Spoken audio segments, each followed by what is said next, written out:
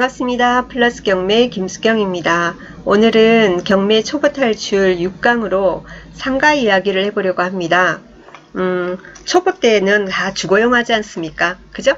초보 때 경매 처음 시작하면 하시는 게 뻔하죠. 중소형 아파트 또는 뭐 빌라, 그리고 주거용 오피스텔 이런 쪽 보통 경매에 그죠? 들어가시고, 그리고 또 뭐냐면은 다 따지는 게 명도에 대한 스트레스 때문에 어떤 거 찾으세요?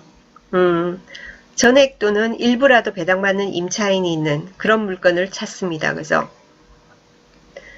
네, 그런 물건을 해보고, 그 다음에는 또 이제 뭐 소유자가 있다든지, 네, 그런 경우에도 해보고, 뭐 하다 보면은 소유자 있는 줄 알았는데 막 빈집이고 막 이런 경우도 있습니다.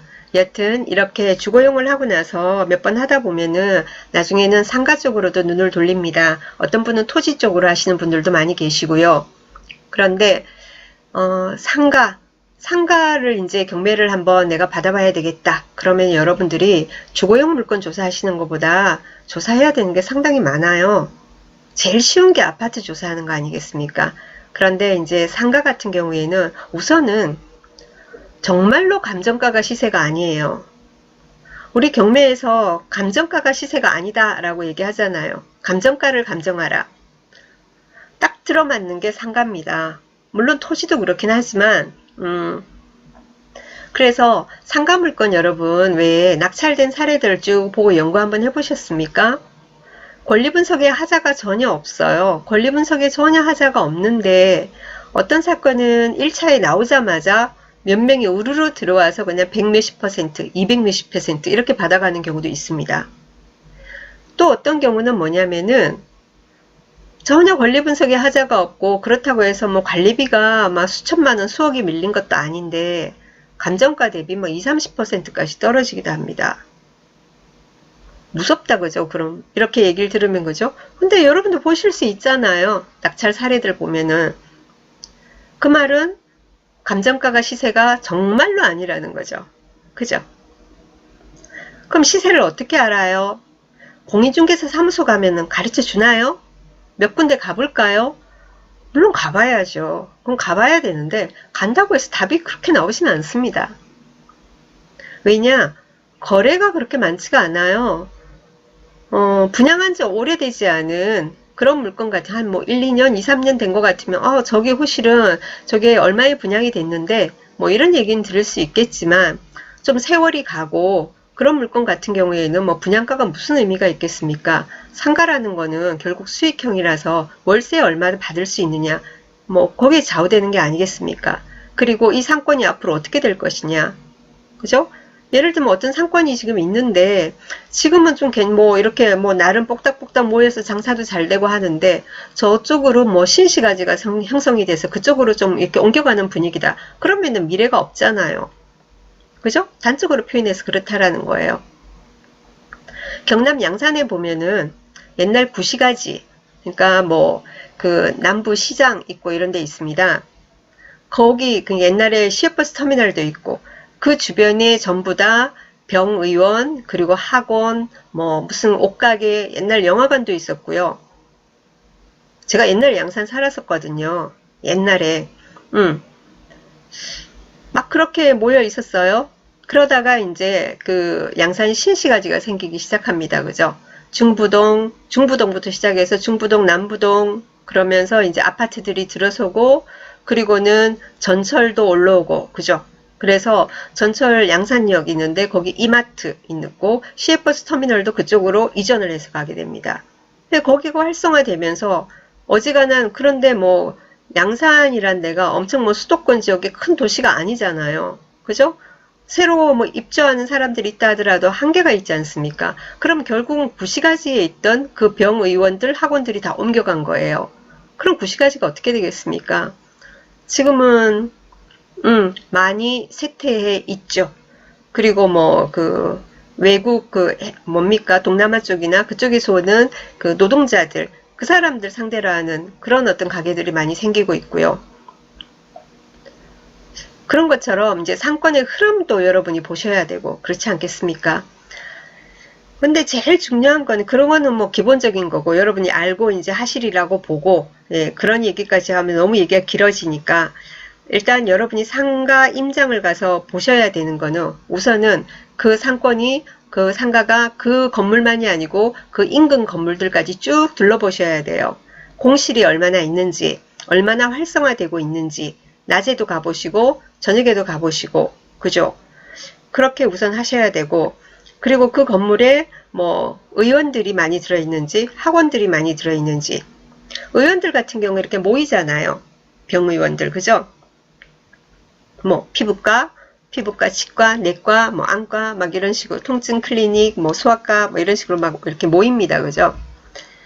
그러나 의원들이 있는 경우에는 의원이 들어올 가능성이 높겠죠. 임대를 놓으면은 또 학원들이 모여 있는 건물들이 있죠. 학원들이 나름 그 학원들이 모여 있는 건물들을 보실 때는 어떤 걸 보셔야 하냐면은 메이저급 학원이 있는지를 보시는 게 중요합니다. 메이저급 학원이 같이 이렇게 같은 건물에 있으면은 나중에 임대 놓기가 좋습니다. 엄마들이 보면은 예를 들면은 그 건물에 영어학원 잘하는 학원 메이저급 이름난 영어학원이 들어와 있다. 그런데 지금 경매가 다른 층이 나와 있다. 그럼 거기에 수학학원 괜찮은 거 딱 입점하면 딱 좋은 거예요. 엄마들이 보면 그 건물 안에서 왔다 갔다 하길 원합니다. 그래서 그 학원이 많이 있는 거는 이름 없는 학원이 아니라 꽤 알려진 그런 학원이 있는지를 잘 보시고요. 그런 것도 보셔야 하고 그리고 또 이제 관리사무소를 가셔서 확인해야 되는 게 가능한 업종을 확인하셔야 합니다. 상가 건물은 보통 분양을 할 때 호실별로 지정을 합니다. 업종을 중복되지 않도록 그 다 동의하고 다 분양을 받은 거예요. 뭐 101호 약국, 뭐 102호는 편의점, 뭐 이런 식으로 그리고 층별로 뭐 이런 식으로 정해져 있는 경우가 상당히 많이 있습니다. 그래서 그 부분을 확인을 하셔야 되고요. 그리고 관리사무소 가서 또 확인해야 될 게 뭐냐면은 관리비입니다. 그죠? 관리비. 그래서 지금 현재 관리비가 얼마 밀려 있는지 그것만이 중요한 게 아니라 그 관리비가 상가 같은 경우에는 간혹 보면은 얼마 밀려 있는데 그게 지금 사용하고 있는 예를 들면 지금 임차인이 있다고 합시다. 그 임차인이 미납을 한 게 아니라 전 소유주가 뭡니까? 미납을 한 케이스도 상당히 많이 봤습니다. 제가 재작년인가 해운대 그 장산역 신시가지 1층 상가를 낙찰받은 적이 있는데 그때도 그 상가 역시도 뭐냐면은 거기 입점에 있는 저기가 있었거든요. 임차인이 있었거든요. 그 임차인은 있는 동안 자기는 다 냈어요. 자긴 다 냈는데 관리비가 한 7, 800만 원 밀려 있었는데 그거는 그 임차인이 들어오기 전에 소유주가 그 상가도 호실이 도로변 쪽으로 이렇게 있는 게 아니고 안쪽으로 있어 가지고는 조금 그 입지가 안 좋았어요. 예, 이제 그러다 보니까는 그 사람이 이제 매수를 해가지고는 임차인을 못 들여가지고 계속 공실 상태로 있으면서 관리비가 7, 800만 원까지 불어난 거예요. 예, 그런데 이제 임차인을 어떻게 드리게 됐어요. 그런데 이 사람이 형편이 안 좋으니까 이제 관리사무소하고 이제 얘기를 해서 그거는 자기가 나중에 천천히 꼭 갚겠다. 그리고 이 임차인을 넣게 해달라. 그리고 전기수도라든지 이런 거를 불편함 없이 쓰게 해달라. 이런 식으로 하고 이 임차인은 자기가 쓴 관리비는 계속 내고 있었던 겁니다. 예, 그런 어떤 확인도 꼭 하셔야 되고요. 그리고 평당 관리비가 어느 정도 되는지 인근 건물은 어떠한데 그 비교도 좀 하셔야 돼요. 상가는 상가에 따라서 관리비가 굉장히 높은 데가 있고 좀 낮은 데가 있고 그렇습니다. 임대 놓을 때 여러분이 임차인 같으면 어느 건물 들어가겠습니까? 똑같은 조건이라면. 그렇지 않습니까? 월세에다가 그죠? 월 임차료에다가 거기다가 관리비까지. 근데 그 관리비조차도 굉장히 좀 과한 편이다. 다른 건물에 비해서. 그러면 좀 꺼려지지 않겠습니까? 그래서 그런 부분도 좀 조사를 잘 하시고요. 그리고는 월세를 얼마 받을 그 부동산을 가시면은 또 이제 그 물어볼 게 두 가지 아닙니까? 매매가 그리고는 임대가. 매매가는 답이 안 나옵니다. 정말입니다. 그 가시면은 그 뭐 상가를 이렇게 조사 가셔가지고 소장님 이거 내가 받아가지고 팔면 얼마에 받을 수 있을까요? 거기에 대한 답을 해준 사람 아무도 없어요. 그 사람도 몰라요. 분양 받아가지고는 분양을 제대로 받았다가 이제 이게 저기를 경영을 하다가 이 경영이 너무 어렵고 안 돼서 이걸 내가 진짜로 이대로 나가면 안 되겠다. 이걸 매도를 해야 되겠다. 그럴 때 예를 들면 한 10억의 분양을 받은 거를 7, 8억, 2, 3억을 내려서 이렇게 내놔도 뭐 시기가 안 맞고 여러 가지 임자를 못 만나면 안 팔리기도 하고 그렇습니다. 그래서 상가 같은 경우에는 매매가 얼마예요? 라고 물어봤자 답이 안 나와요. 답이 안 나와요. 그러면은 여러분이 물어볼 거는 월세를 얼마 받을 수 있습니까? 하고 물어봐야 돼요. 지금 여러분이 보고 계신 이 화면에 보면 여기 보면은 이런 게 나와요. 500에 300만원. 500에 300만원.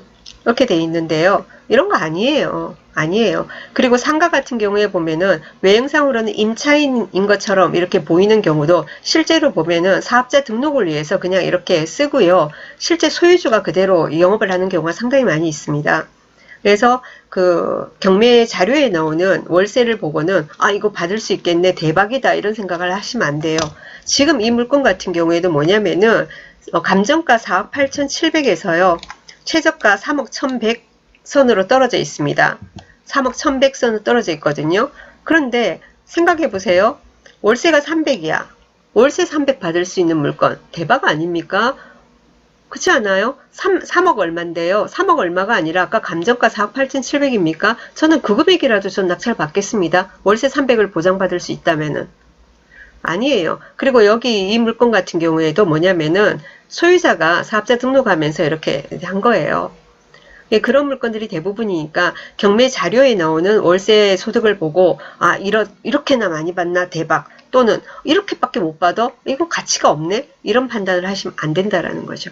예, 부동산 여러 군데 가보셔야 돼요. 그래서 임대료 얼마 받을 수 있는지는 소장님들이 소상히 잘 알려주실 겁니다. 그리고 어떤 업종을 넣으면 좋고 어떠하며 이런 것도. 그래서 그 업종에 대한 것은 관리사무소에서도 이제 파악이 가능하고 그 인근 공인중개사들도 많이 다 꿰고 있거든요. 예, 그래서 아 여기에는 어떤 업종이 들어갈 수 있구나. 월세는 얼마 정도 받을 수 있겠구나. 이 정도를 들으시고 그 다음에 뭡니까? 수익률을 역으로 이제 생각을 하셔가지고는 얼마를 써서 내가 낙찰을 받아야지 월세 얼마 받으면 수익률이 얼마 나오며 기타 또 부동산을 가지면은 세금도 많이 나오지 않습니까? 그런 것도 감안하고 그리고 은행 금리도 감안을 해서 이제 여러분이 입찰가를 정해야 하는 거죠. 그래서 그리고 또 하나는 대출 부분입니다. 대출 부분 그죠? 대출 부분에 대해서 정말로 요즘은 경매에 이렇게 제가 늘 오늘도 뭐 사무실 와서 1시간을 넘게 어떤 젊은 부부가 와서 상담을 하고 가셨는데 상담을 다 해드리고 제가 누차에 걸쳐서 계속해서 반복하는 말이 뭐냐면은 대출에 대해서 확인을 하십시오 그래요. 그래서 제가 아는 대출 상담사들도 연결을 해드리고 전화번호 서로 교환하게 해서 계속해서 꾸준한 이제 상담을 하게 하고 본인들도 알아보라고 그러고 그렇게 합니다. 왜냐면은 정말로 신용에 아무런 문제가 없고 신용 등급 좋고 그리고는 직장 딱 다니면서 4대 보험 저기 하면서 그렇게 안정적인 직장 생활을 하고 예? 그리고 집도 하나도 없고 예를 들면 다른 부동산도 없고 뭐 그런 분들 같으면 너무나 쉽죠 대출 상담이. 그런데 세상은 참 사람들의 삶은 다양합니다. 그렇기 때문에 저도 이렇게 단언을 내리지는 않아요. 얼마까지 한도로 해서 나올 수 있습니다 하는데 그럼 뭐 그 또 고객님들이 자기 나름대로 나는 이렇게 얘기를 해요. 그럼 거기에 맞춰서 아 그러면 이만큼까지 됩니다가 아니라 될 수 있습니다예요. 왜냐하면 고객분들이 자기들이 잘 모르기 때문에 정말로 저한테 줘야 하는 정보를 못 주는 경우가 상당히 많이 있어요. 자기들도 잘못 알고 있는 경우들도 많이 있고 그래서 사실 경매 상담하면서 요즘은 예전엔 대출을 정말 정확하게 제가 다 해드릴 정도로 했는데 언제부턴가 대출 상담은 사양하고 대략적인 선만 이렇게 해드리고 합니다. 그래서 여러분이 미리 이 상가 같은 경우에는 대출을 얼마 받을 수 있을 건지 그런 부분에 대해서도 조사를 하셔야 합니다. 경매 물건에 대한 어떤 대출 문의는 어디로 하면 좋습니까? 아무데나 은행 전화가 하고 그러면 여러분 힘듭니다. 은행에 따라서 그 경락잔금 대출 그러니까 경매 물건을 취급을 하는 데가 있고 안 하는 데가 있습니다. 그렇기 때문에 안 하는데 전화해서는 답을 얻을 수 없어요. 그러면은 하는 쪽을 어떻게 내가 확보할 수 있습니까? 그러면은 여러분 경매를 해보신 분들은 입찰을 해보신 분들은 아실 거고 입찰을 안 해보신 분들은 구경삼아 법원을 한번 가세요. 여러분 집에서 가까운 법원 가면은 경매하는 날 있지 않습니까? 경매 법정 그 밖에 문 밖에 대출 상담사들이 포진을 하고 있습니다. 그래서 경매 개찰을 하지 않습니까? 개찰할 때 1등한 사람한테 막 가서 명함 주고 서로 연락처 막 받으려고 막 하거든요.